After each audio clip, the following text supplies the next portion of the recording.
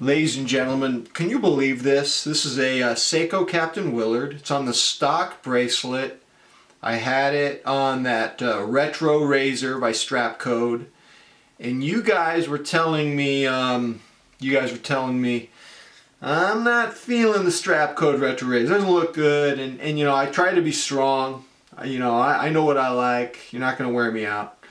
And you were chipping away, and then one of you said something that got in my head, and I couldn't deal with it anymore. One of you said, that retro razor, it looks like a belt from the 1970s. And I think I had that belt, and I think I wore it with ditto jeans, and as soon as that happened, I knew I was going to go back to the stock. I'm happier now I got the stock, and it's funny, I went and saw my friend Rafi at Watch City. And I hadn't seen him in a long time. He was on lockdown. His store was closed. The watch store was closed for 7 months because of the pandemic. And he said, Jeff, I'll tell you what, man, I learned my lesson in 2008 and I saved my money. I was able to survive the 7-month closure. And he looked at my my Strap Code retro razor. He goes, this is a cool bracelet, but I'm glad you're putting it back on the stock because this retro razor looks like you're like in central casting for the Gladiator. So just wanted to share that with you. I'm back. You guys broke me down. I try to be strong, but you broke me down. So here's what I want to talk about today. I want to talk about relevance, being relevant. So check this out. I'm a man of routine. My routine is so predictable. You know, I go to bed every night at 10:30. I get up every morning between 5 and 6. You know, the older you get, the harder it is to sleep in. I rarely sleep past 6. That's like a miracle if I do. Every Tuesday morning at 8 a.m., I shop at Trader Joe's. I spend $300. And if you do the math, $300 a week is about a Rolex a year. Now, you can't eat a Rolex, to be sure, but you know, a Rolex makes you relevant because I mean, you're unboxing a Rolex, you're on social media, you're on Instagram, people are looking at your Rolex, and you're relevant. And I've really been thinking about relevance a lot lately. So I'm 59, and my plan is, and I mentioned this before, my plan is to retire in 2 years at the age of 61. And you know, I have colleagues who are older than I am, 10 years older than I am, they're still working, and they're scared to retire because there's a certain death in it. You know, your self-worth is often attached to your productivity, your work, and so they're afraid. And I mean, to me, it's just, I have to make the next step, and I'm sure it will be a challenge. You know, maybe I'll lose my relevance. And the other thing is, you know, I have this watch channel. Well, I don't know if it's a watch channel. It's a channel about my obsessions, and my watch journey is pretty tormented in many ways.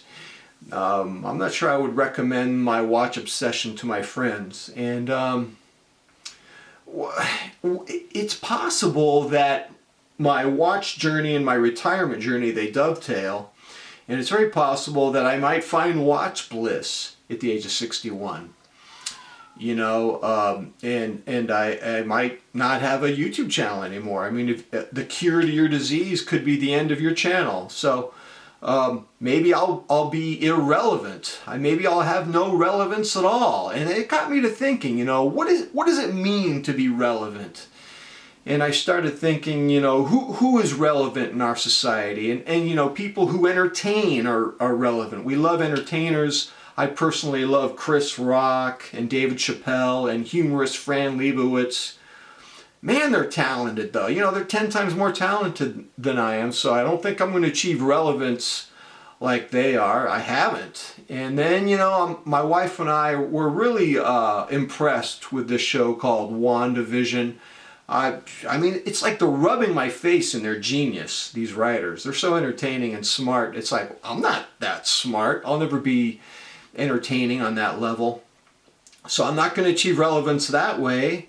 I do play the piano, and my piano channel has 39 subscribers, and I can't sing. The last time I sang, I was attacked by a dog.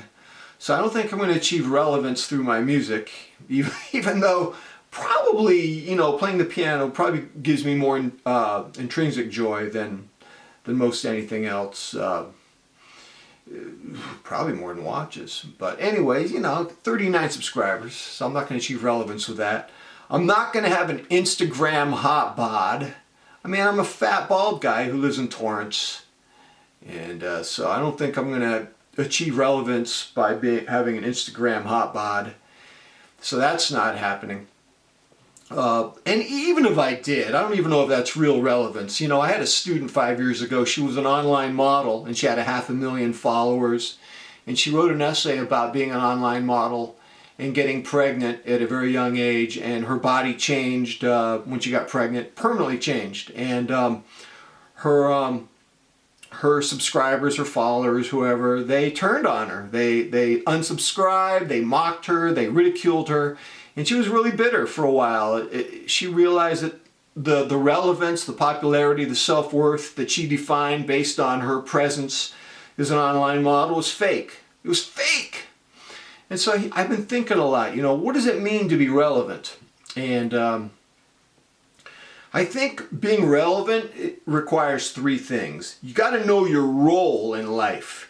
Then you got to fulfill your role in life, and you have to accept your role with humility. We all have a role. So I have a family, and I'm a father. I have twin daughters who are 11. And, you know, I have certain roles I have to do.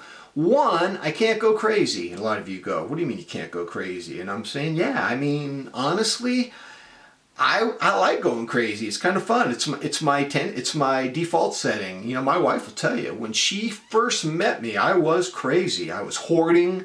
My life was full of clutter and hoarding. And here's the thing about being like that, and I can only tell you this from experience. I didn't know I was hoarding and that my life was full of clutter. My wife found these giant moving boxes with clothes that I hadn't worn in 15 years, and she got me to purge my condo in Redondo Beach from all that stuff.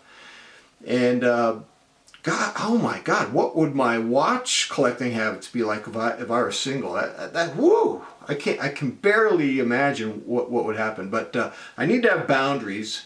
That's one of my responsibilities in life. And then I have a lot of responsibilities as a father living in this family. They're very humbling. I have to lower myself and serve my family. This morning, one of my daughters was eating cream cheese bagel. She dropped her knife on the floor. There was cream cheese all over the floor. She tried to clean it. She didn't do a good job. I had to do it. I had to do the finishing job. And then sometimes there's stuff in the garbage disposal. I got to reach my hand in there. Always make sure the garbage disposal is off when you do this. I have to find like a plastic cap or something got in there, or sometimes I have to get the Allen wrench and go underneath the disposal and remove debris that way. These are my jobs. I'm killing a lot of spiders in this house. My family, my wife, and my twin daughters are terrified of spiders. I don't like spiders, but I'm not that terrified of them. It's not like, I just don't like it on principle. You don't own this house. I own it, and you just like think you can show up? That makes me hostile.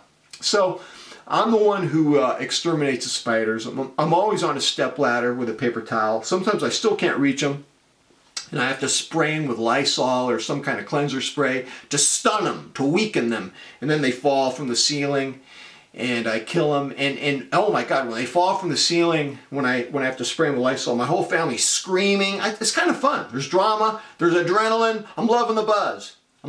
So I'm always killing spiders. It's my role. I'm opening my daughters' minds to new foods. I've opened their minds to pesto, baklava. I got them to pivot from plain cheesecake to strawberry cheesecake. These are the hurdles I have to face every day as a father, and I'm willing to face the challenge. They're 11 years old. I'm still trying to teach them how to tie their shoelaces. And here's the problem. I taught them the basic knot when they were 5 years old. I was 5 when I learned to tie my shoelaces. My kindergarten teacher taught me how to do it. They don't do it anymore. It's the parents' job. Well, I taught my daughters how to do it. The problem is there are other ways they're being exposed to tying their shoelaces, at school, I think the teachers are giving them without my permission, the double butterfly method.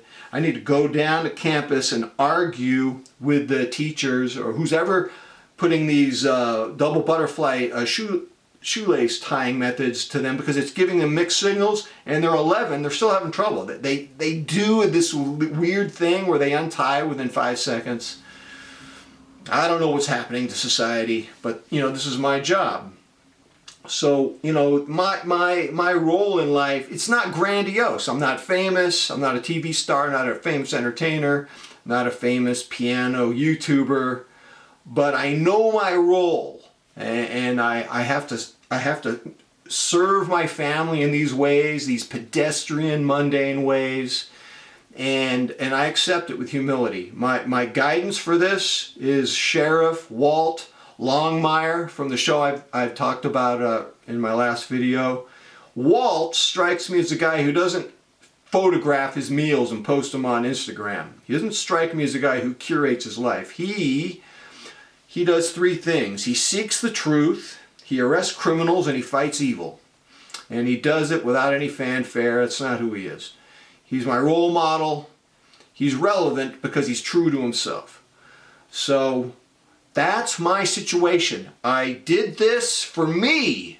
The watch bracelet change was for me. All right, ladies and gentlemen, until next time, I'm out.